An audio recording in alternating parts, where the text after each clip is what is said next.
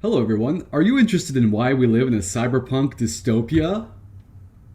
Rather than trying to re enchant the world, I think that we need to embrace and be enchanted by our cyberpunk dystopia. Hello, everyone. This is an introduction to my series of rants that is now a 40 plus video series describing the ways in which progressive ideology has been infiltrated by neoliberalism. Now, how I define neoliberalism, I would encourage you to read 1979 Foucault lectures on biopolitics. This is a ideology in which the state encourages and reinforces a form of cost benefit analysis that maximizes profit seeking in every aspect of our lives and turns every aspect of our lives into commodities. This is kind of like Marx's idea that everything solid will turn into gas, or everything solid will turn into money, profit motives. And now we can see that the utmost version of this is that our interpersonal relationships are being turned into commodification as well. It's helping the reification, alienation of our society, and it's in fact destroying democracy from even the most progressive positions. And it's almost like a no choice position that we can have. And the worst part about it is, see, after the French Revolution, there was the three estates. There was the kings, the nobility, and the priests, and then the third estate, which was the tennis court people that you've already heard about.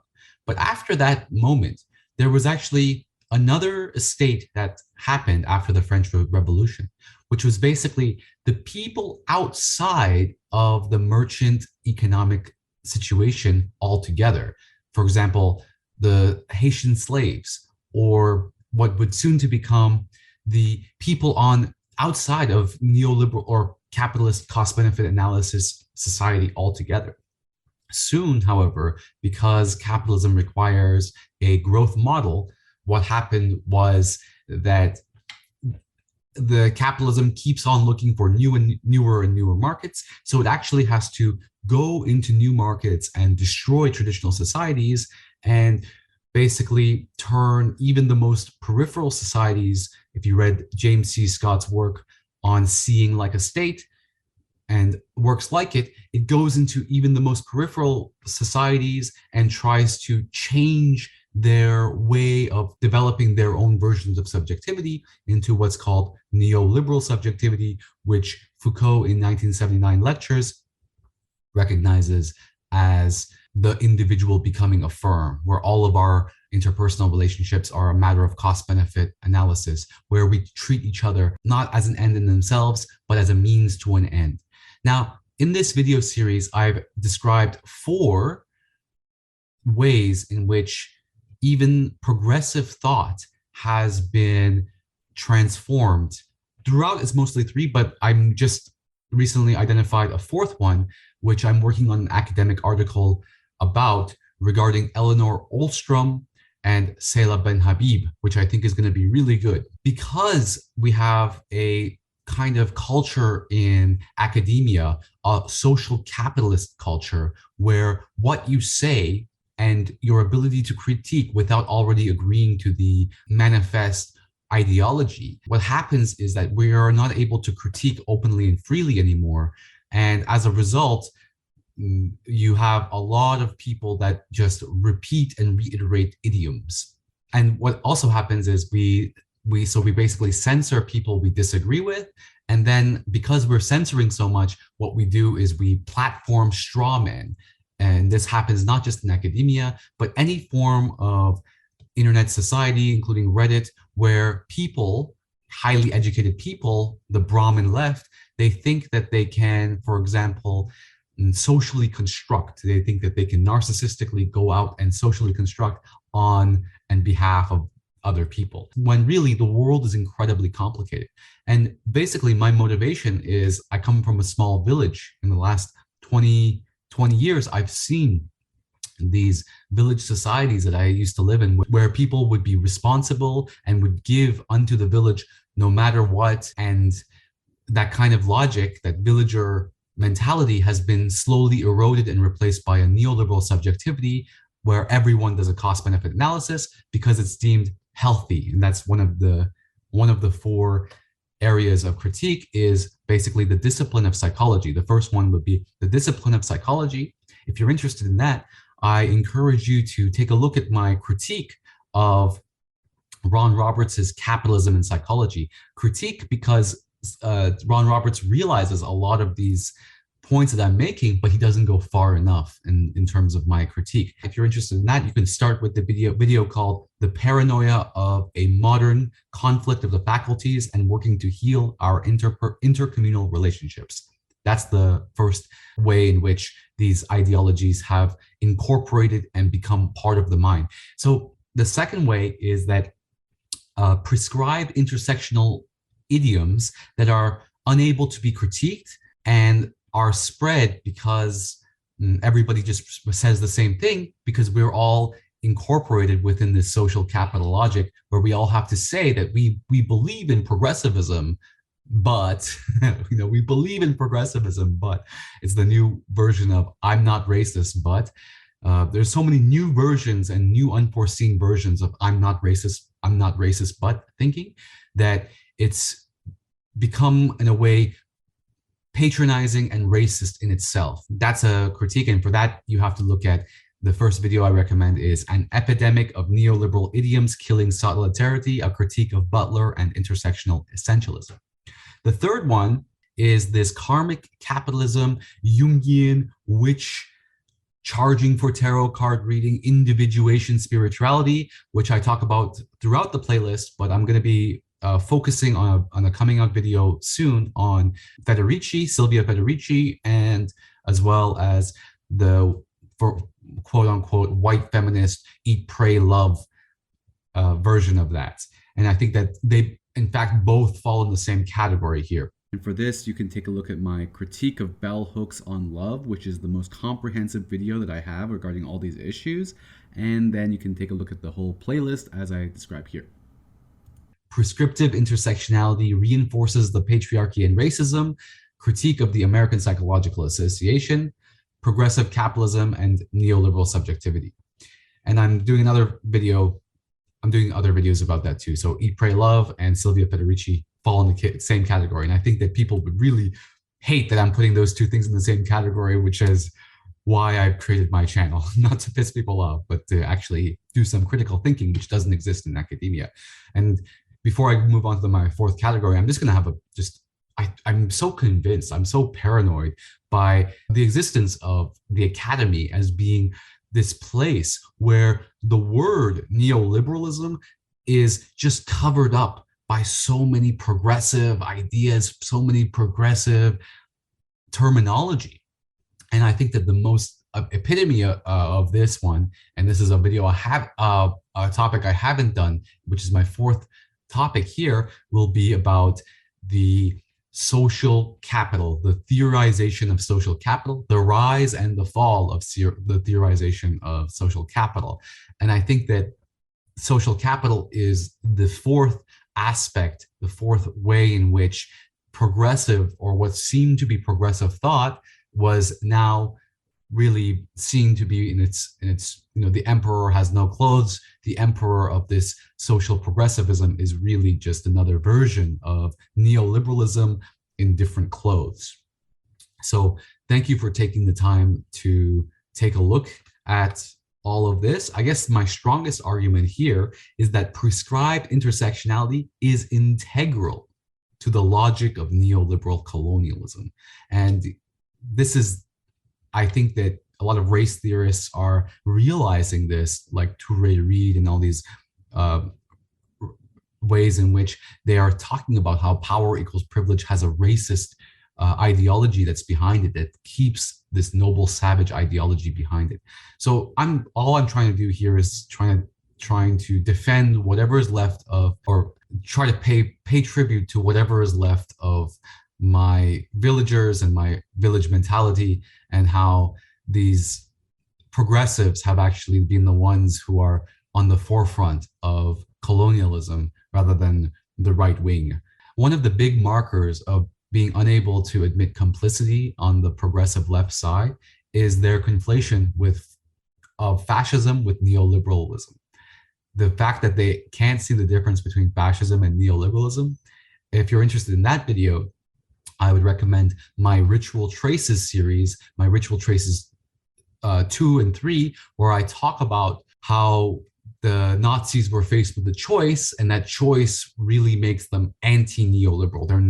They cannot be analyzed as neoliberals. Overall, the main goal of my video series is this idea of taking responsibility as inscribers of collective ritual, as a way of healing from our collective traumas, and realizing that this commodification of interpersonal relationships, even with all of the progressive social rhetoric that we employ, even with all the Marxist rhetoric that we employ to defend this, is actually quite harmful for society. And in fact, what it's doing is giving all the power to those of privilege. So we need collective rituals as a way of healing from our collective historical traumas. And that's the primary existence, the primary motive of my channel, to heal from these collective traumas. And I think that what this neoliberal subjectivity is doing is actually destroying our ability to heal. So thank you for taking the time. I know this is a difficult subject to be talking about, and I know that a lot of the things I say and how I say it does not always come off as, with a well-intentioned, but I can assure you, as best as my ability, that I'm trying to basically decolonize in the most thorough of ways. Thank you for taking the time. And welcome to my cyberpunk abode. Hello, my friends, and welcome once again to my cyberpunk abode. I am here taking up a fully cybertronic situation. I'm fully cybertronic for you today, and we're going to be talking about an incredibly interesting topic. I was basically spending the last month or so critiquing the work of Silvia Federici. And in my critique of Silvia Federici, Federici cites Elinor Ostrom. If you don't know who that is she won the Nobel Prize for economics a couple years ago, and she is an amazing thinker. She wrote about institutions and institutional diversity, which is her work, critiquing the work of Hardin, which is basically the tragedy of the commons. If you don't know about the tragedy of commons, please Google it. And I was going to contrast Elinor Ostrom's work to the work of Seyla Benhabib. And Seyla Benhabib has basically a lot of critiques against the idea of the public sphere because she's a student of Hannah Arendt. Now, this question of Seyla Benhabib versus Elinor Ostrom has opened up a huge mind-bending critique for me. And now I am, in my critique of Federici, I have realized that I must also now critique the work of Elinor Ostrom. The reason is because Elinor Ostrom's work, although just like much of the progressive talk that I am engaged with in this playlist, much of the supposed progressive thought, I think Elinor Ostrom is the Iron Man version of all of this. She's the most powerful version of sneaking in neoliberal subjectivity in through these ideas, progressive ideas of institutional diversity. And what's funny here is that Seyla Benhabib, who critiques the public sphere, is not cited in Federici's work on re-enchantment and the re-enchantment of the commons.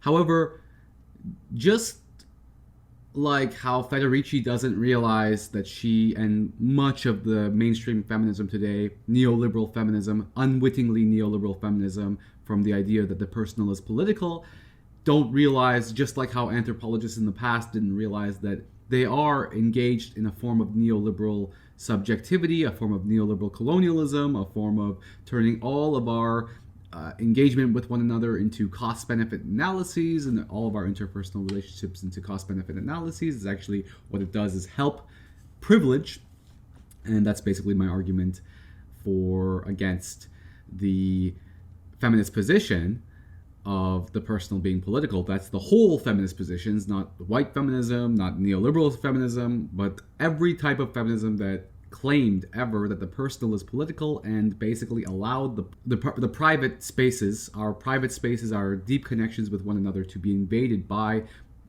political and capitalistic judgments. So now the healthy thing to do in psychology is to basically don't forget the cost-benefit analysis that comes with this kind of interrelationships that we've created with one another. So that's that. And the more interesting thing here is trying to get an Iron Man version of this. And the most Iron Man version of this is basically from the work of Elinor Ostrom. So we're going to be critiquing that. But before we get into that, I'm just going to be talking a little bit about Seyla Benhabib's book here, her book on feminism. And this is the funny thing, right? Seyla Benhabib defends the neoliberal feminist position in some ways, the pseudo-Marxist neoliberal feminist position of turning our kinship ties and our villages into political spaces. And so Seyla Benhabib is actually doing the feminist work, whereas Elinor Ostrom is in a way doing from her work about social capital, is actually doing much more to undermine the socialist position. And what I mean by socialist position here is the mainstream socialist position regarding unpaid emotional labor, which I actually critique as being a capitalist position. And what's funny is that Federici cites Ostrom, which I'm going to be critiquing, from Seyla Benhabib's position, and Seyla Benhabib's position is a pro-feminist position. So I'm using a pro-feminist, traditionally pro-feminist position to critique another form of pro-feminist position. And hopefully this is actually going to be a really complicated piece, and I hope that I can get my ideas across.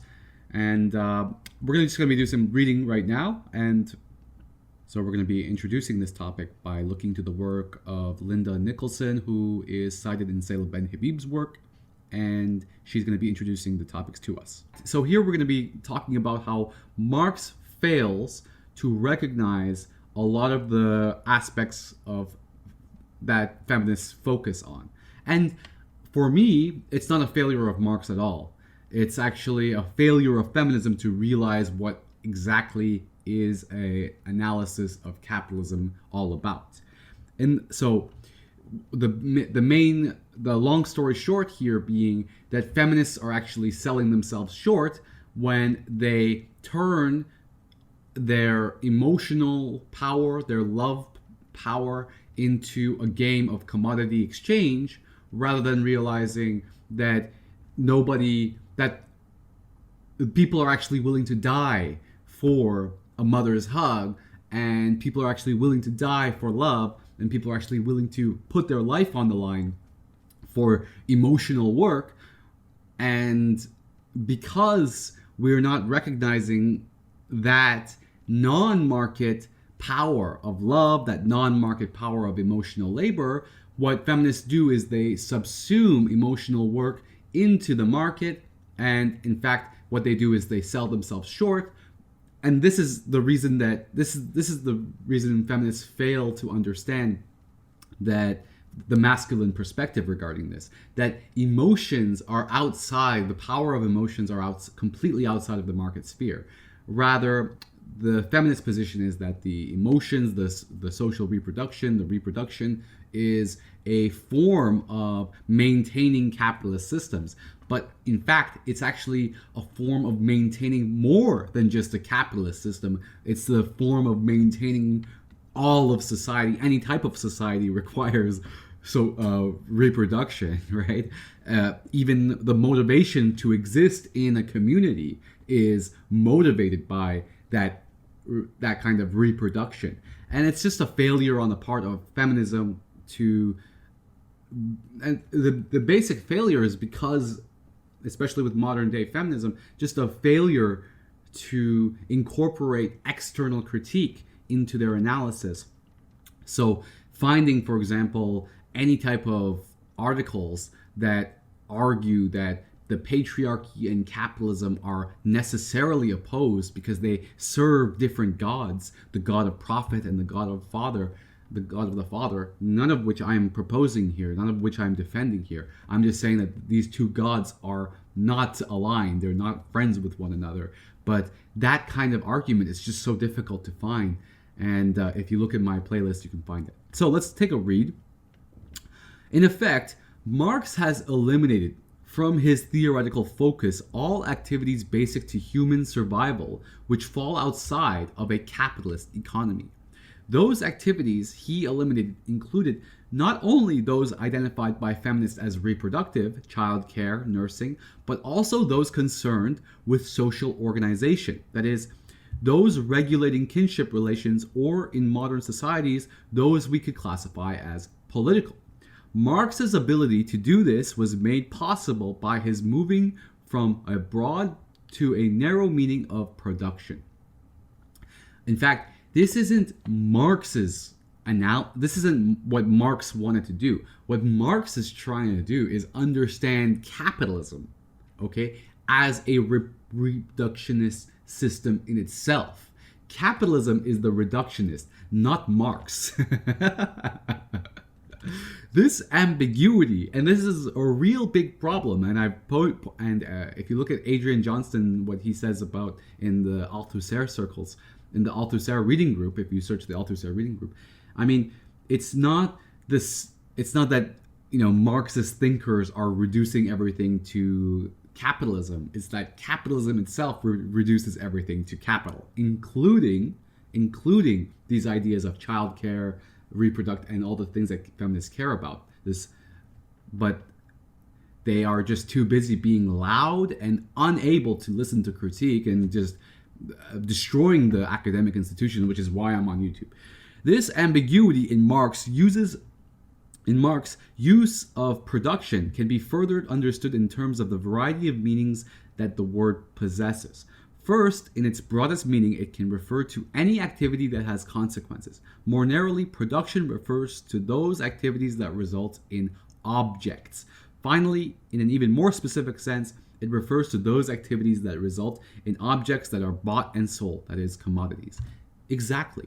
Marx is basically trying to understand the capitalist system. He's not forcing his analysis on to whatever he's studying. He's studying what's there. He's trying to be objective. So the three definitions here are activity requiring any effort, so labor and product. Activity requiring any effort and result of such activity. Activity resulting in an object and that object.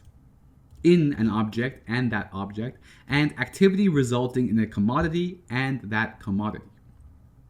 Okay, that's it. All right. Why is emotional labor, why is emotional work not valued by the market? Is it because of some masculine aspect of the market? No, it's because the market relies on surplus capital, okay? And when you emotionally care, you cannot be extracting surplus capital. It's quite simple, actually, and it's really insane that we can't just say it as it is. When you commodify emotional labor, what happens is the obvious answer is the obvious economic decision from the perspective of people who are buying emotional labor, the men, is that basically, well, it makes more sense to, instead of being in relationships with other human beings, you exploit surplus capital in your own regime, whatever your job is. You exploit surplus capital, you maximize economies of scale, and then you get yourself a therapist, and then you get yourself a prostitute. So you make all of your emotion, and this is why psychology loves this. Psychology loves to instill neoliberal subjectivity, because that's how they socially reproduce their own jobs, right? So this is going to be part one of a many part series regarding Elinor Ostrom and Seyla Benhabib, and that whole thing is going to be condensed into a critique of Federici's reenchantment of the world.